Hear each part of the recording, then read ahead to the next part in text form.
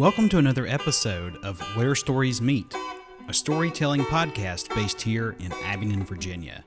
On today's two-part episode, we speak with Jerry Jones about his life growing up in Washington County. Be sure to join us again next week for part two. Mr. Jones, if you don't mind, just everybody that's going to be listening, if you just wouldn't mind telling everybody a little bit about who you are.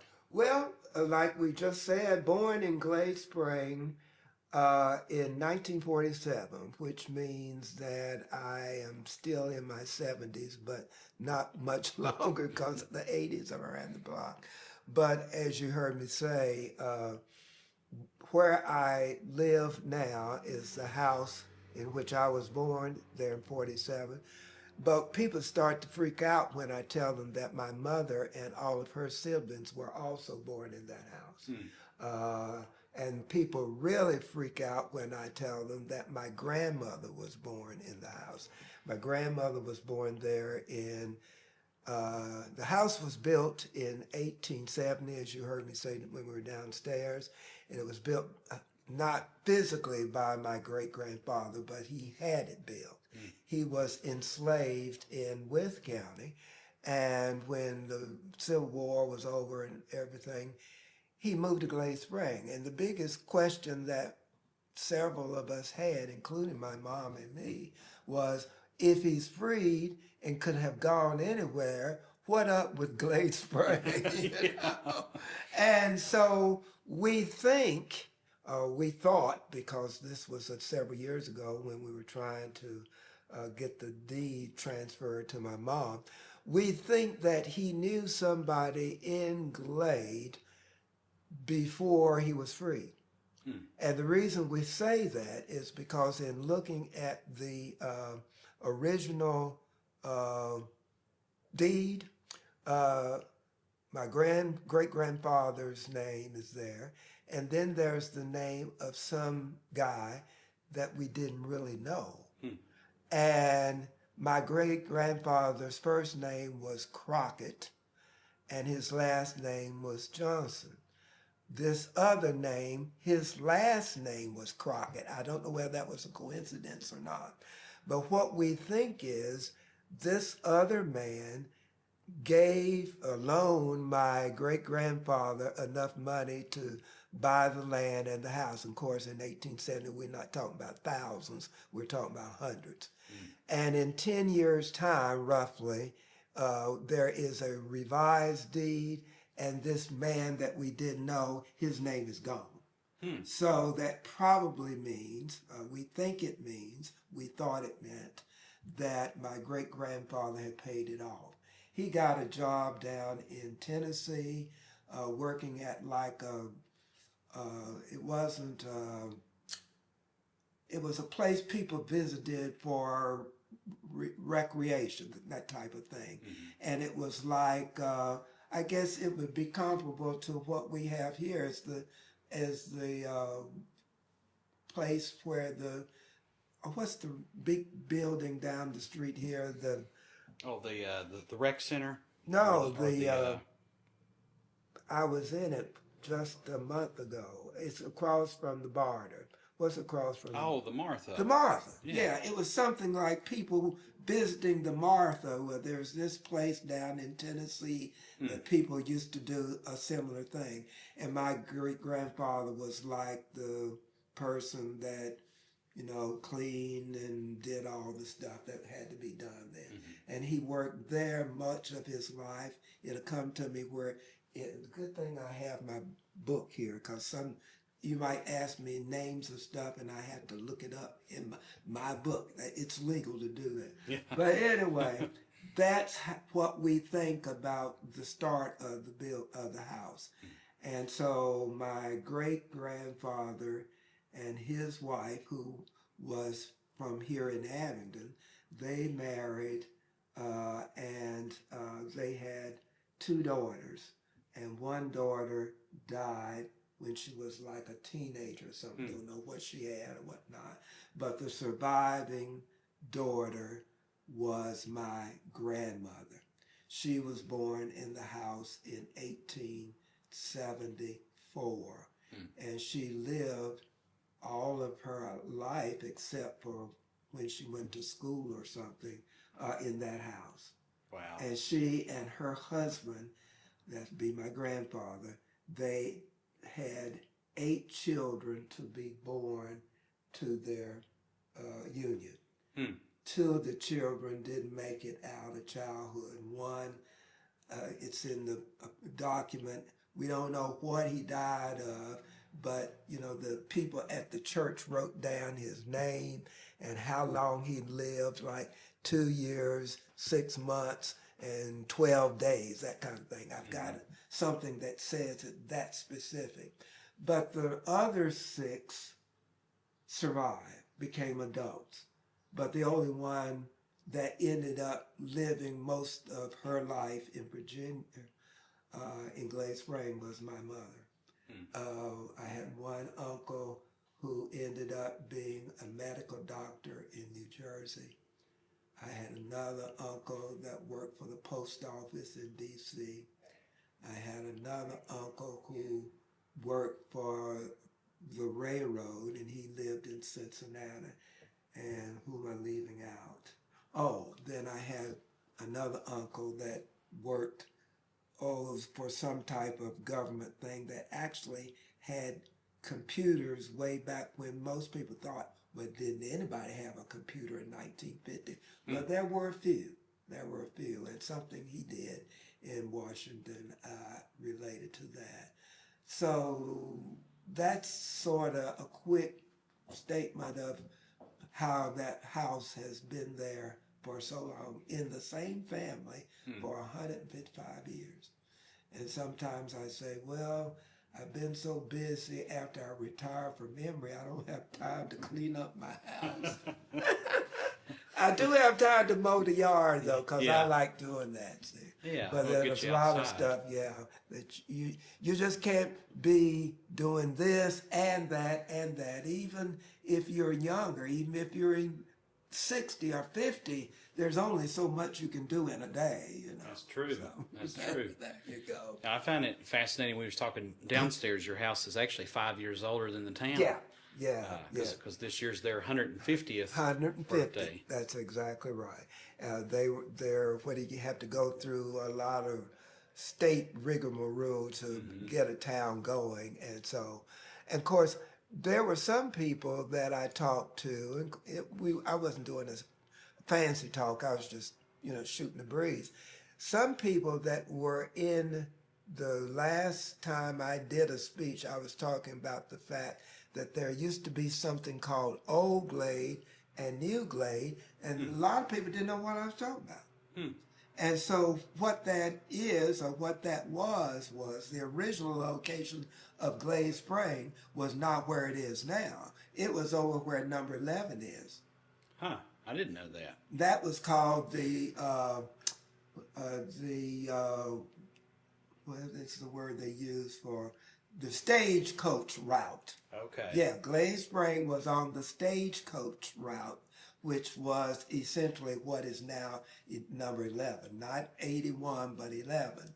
And when the railroad came through in 1850 something, the powers that be decided to move the town from over there to over here. So the one that started off, when I was a kid, people would say, I'm going over to Old Glade and see if I can find X, Y, and Z. That's what that meant. And where we are now, we never did call it New Glade. We just called it Glade. It was Old Glade and Glade. And it's kind of funny because the old is now new and the new is now old. So don't let me explain that one. But it moved. Just like Chilhowie, for example, it has the highway and the railroad going through its town. Meadowview does not, because number 11 is one place and the railroad is the other. But that's here in Abingdon. it's all one thing. You've got the railroad and Main Street here in Abingdon. But poor old Glade had to move its town just so it could get next to the railroad tracks. So that's that. Yeah. Yeah, and it definitely explains how all these communities Yeah. came to be. And it's, if you start going out to some of these other little towns as you travel, the secondary roads now, and how a lot of these towns are kind of disappearing away. That's true. Because of the highway. That's exactly or larger U.S. routes. Yeah. And it's kind of unfortunate because some of these are beautiful little towns. Yeah, you're so right. You are so right. I've traveled in other states, and I don't know that I can't say for sure whether this is a phenomenon of Virginia, but my guess is it's probably happened in other states too, because time brings about a lot of changes, some that you never thought you would be into. You say, well, why don't we do X, Y, and Z? And a lot of states and a lot of towns probably did. Yeah. My guess is that, yeah. And I was talking with one of my colleagues, and he was telling me a fascinating story about you teaching. I believe it was computers. Yeah. And you had, I believe you were in Richmond at the time for that, or? Yeah, but the story has a little more to it, and I'll make it brief. When I went to college, and I went to college in Petersburg, Virginia. Okay. An HBCU, Virginia State College is what it was called then. Now it's Virginia State University. But anyway, my major was business with a twist. I wanted to be a high school teacher of business courses. And of course, back in 1950, that meant you teach kids how to type. Girls might be taught how to do shorthand. Then there was general business courses. Then there were courses on a variety of things that we related to business. But nobody was teaching computers in the 50s. I kind of was joking a minute ago to say, yeah, there were a few computers around in the late 40s and early 50s, but most of them were experimental. Because to build something that had never been built before, you just don't up and do it right away. It takes a long time. And so when I finished college, I said, well, I'll get me a job teaching business courses at the high school level. But here's the catch. To get my degree at that college in Petersburg, I had something called a Virginia State Teacher's Scholarship, but they didn't put quotation marks around scholarship because most people know what a scholarship is. That means you study real hard, maybe got a good grade or something, and they'll give you the money. Well, they gave me the money, but there was a catch. The catch was, in order to keep the money we're going to give you, you got to get a job somewhere in Virginia. I couldn't find a job anywhere in Virginia, the whole state of Virginia. And to this day, I don't know exactly why, because they knew I was black, because the school I went to was all black. And I'm sure I put on there Virginia State College, Petersburg, Virginia. I think it was more about the timing. I finished college in '69, and to be honest with you, there just were some states that weren't ready to integrate in '69. It's a little bit longer, maybe 70, 72, something, but they weren't ready for me. If I'd been a girl, they'd hire me. I can't believe I'm saying that on the recording. But, there used to be a saying that, you don't... them black guys, you have to watch them out. Maybe some people say that today, but not the way they may have in the 40s and the 50s. And the only reason I mention that is to bring up what I consider a lesson learned. Since I couldn't get a job in Virginia, and I kept on trying, I ended up getting a job in Maryland. And I didn't want to go to Maryland. Baltimore is where they wanted me to go. I didn't want to go to Baltimore. I didn't want to go to Maryland. I wanted to stay in Virginia. But I went anyway. And when I got to Maryland, they changed the school that they were going to send me to, a high school that they were going to let me teach in. And they called me before I went to Maryland, Baltimore, said, we're going to change your place of teaching, and we're going to move you to another school. You know why they changed me?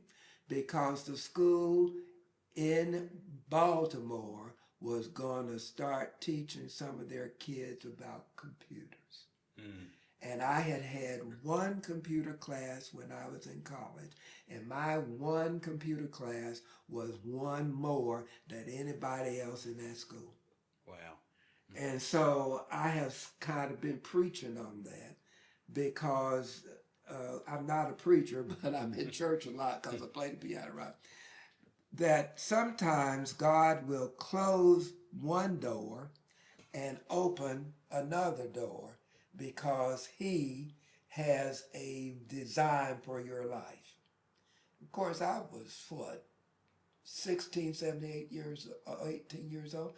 I didn't know about all that. Don't mind admitting that.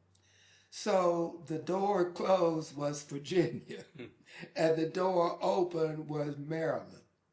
And so in a matter of years, I had become knowledgeable enough in computers to start teaching computer classes at the college level in Richmond.